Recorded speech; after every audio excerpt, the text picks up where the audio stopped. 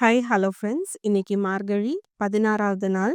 இன்னைக்கு வெண்பொங்கல் செஞ்சு கோவிலுக்கு கொண்டு போறோம். அதுக்கு இங்க 1/2 கிலோ பச்சரிசி, 200 கிராம் பாசிப்பருப்பு எடுத்துக்கிறேன். இது இப்ப நல்லா கழுவிட்டு குக்கர்ல நான் வேக வைக்க போறேன். நான் 2 1/2 லிட்டர் தண்ணி தான் ஊத்திட்டு ஃபர்ஸ்ட்டு நான் வேக வைக்கிறேன். ஆனா இது கம்மி. ஆக்சுவலி 3 லிட்டர் நம்ம ஊத்துனா கரெக்ட்டா இருக்கும்.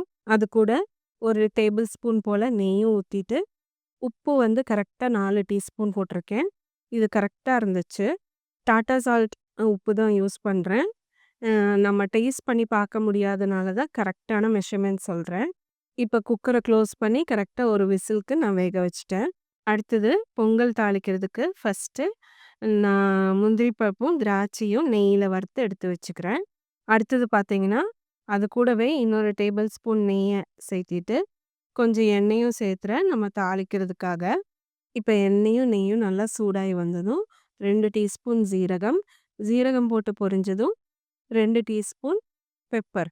அது பொரிஞ்சு வந்ததும் அ இஞ்சி, பச்சை மிளகா சின்ன சின்னதா நறுக்கினத சேர்த்துறேன். இதையும் நல்லா வறுத்துக்கிறேன்.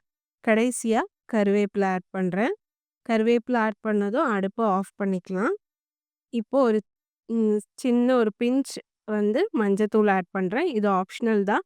வேணும்னா சேர்த்துலாம், இல்லன்னா விட்டுறலாம்.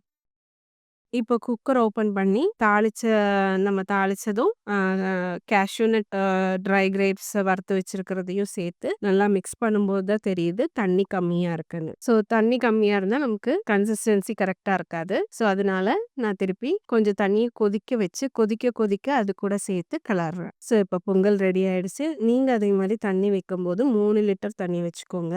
நான் கொஞ்சம் கம்மியா வச்சுட்டேன். இப்போ டைம் ஆயிடுச்சு. அம்மா அப்படியே பேக் பண்ணி கோவிலுக்கு கொண்டு போறாங்க.